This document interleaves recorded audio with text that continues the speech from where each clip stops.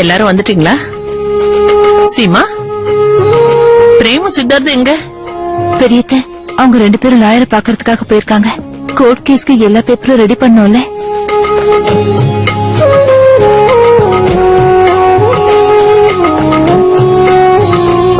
அம்மா துர்கா தாயே,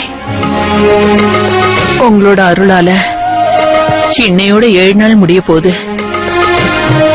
உங்களுக்கு தாமா நன்றி சொல்லணும். நாளைக்கு கோர்ட்ல இருந்து ரோகிணி பேர்ல ஆர்டர் வரப்போகுது. அவ இந்த வீட்டு மருமகதான்னு நிரூபிக்க போறாங்க.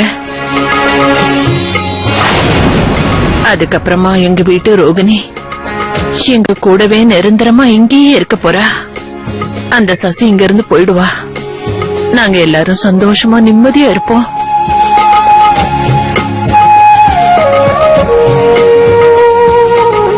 அம்மா துர்கா தாயே, எங்க குடும்பத்துக்கு இதுக்கு மேல எந்த பிரச்சனையும் வரக்கூடாது.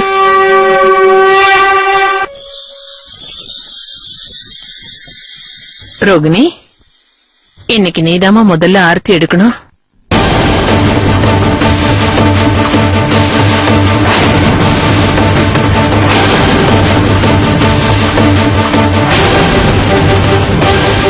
என்னாச்சு ரோகிணி? என்ன யோசிச்சுட்டு இருக்க? ஆரத்தி எடுக்க அத்தை சொல்றாங்களே, தட்டு வாங்கிக்க.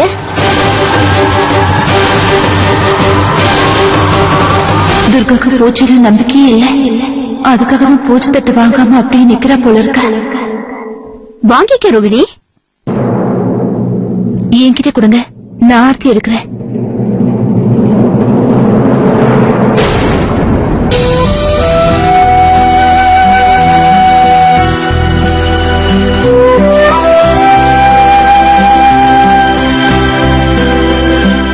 உங்க முன்னாடி இப்படின்னு பிரார்த்தனை பண்ணுவேன்னு நான் நினைக்கவே இல்லை.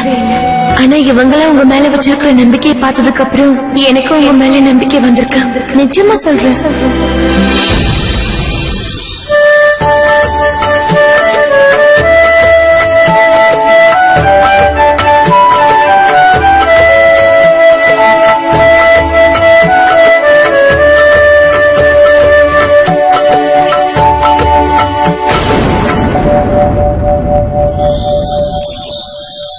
சந்தோஷமா உனக்கு?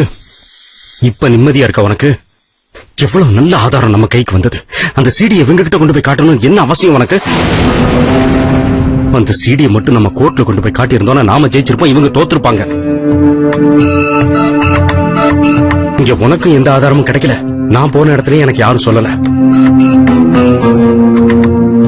இவங்க பிரசாதத்தை லஞ்சமா கொடுத்து கொடுத்து கடவுளையும் இவங்க பக்கம் திருப்பிக்கிட்டாங்களோன்னு தோணுது எனக்கு. வேலு, நீ எப்ப இந்த கடவுள் எல்லாம் நம்ப ஆரம்பிச்சேன்னு தெரியல. இது பாரு, நாளைக்கு என்ன பண்ணணும்ங்கறத ஃபர்ஸ்ட் யோசி. நம்ம கிட்ட இப்ப கூட நிறைய நேரம் இருக்கு. இன்னைக்கு ராத்திரி இந்த வீட்டுல பார்ட்டி நடக்க போகுது. அதுக்கு என்ன அர்த்தம்? நமக்கு கடைசி ஒரு வாய்ப்பு கிடைச்சிருக்கு. கிடைச்சிருக்கிற இந்த கடைசி வாய்ப்பை நம்ம நழுவ விடக்கூடாது.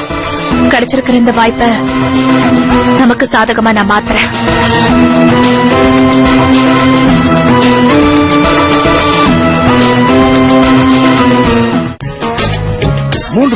ஒரு சிறிய இடைவேளைக்கு பிறகு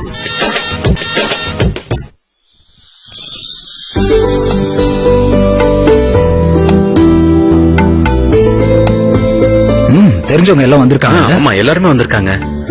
வணக்கம். வாங்க வாங்க.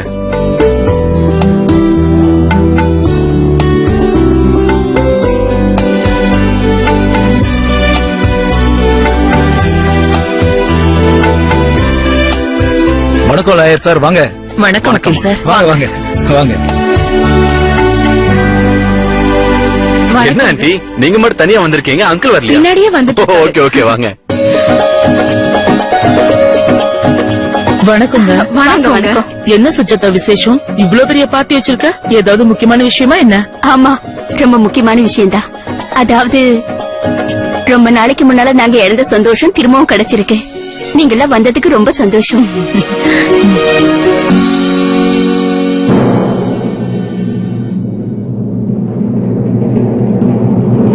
அதோ அங்க பாருங்க பிளாப் கம்பெனி வருது.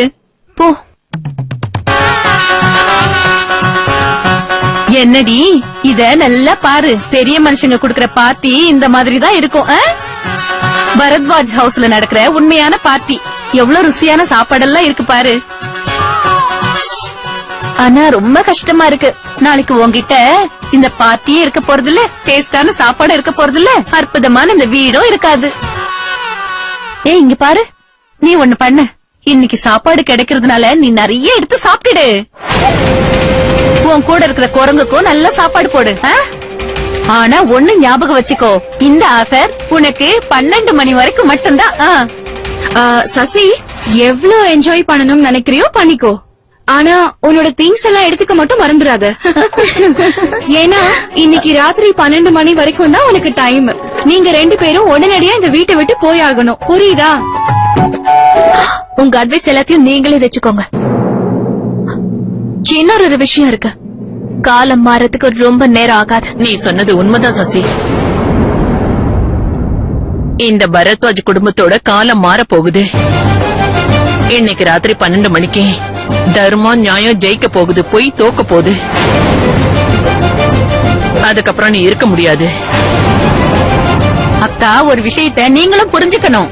இவங்க 2 பேரும் இந்த வீட்டை விட்டு வெளியே போன அடுத்த நிமிஷம் நம்ம எல்லாருக்கும் நல்ல நேரம் ஆரம்பமாயிடும். எல்லாரும் எவ்வளவு சந்தோஷப்படணும்னு நினைக்கிறீங்களோ சந்தோஷப்படுங்க. ஏன்னா இன்னும் கொஞ்ச நேரத்துல நீங்கெல்லாம் ரோகிணி நினைக்கிற இந்த துர்கா அவளோட வாயாலேயே உண்மை எல்லாத்தையும் சொல்ல போறா. அவ ரோகிணி இல்ல, துர்கான்னு அவ வாயாலேயே நான் ஒத்துக்க வைக்கிறேன்.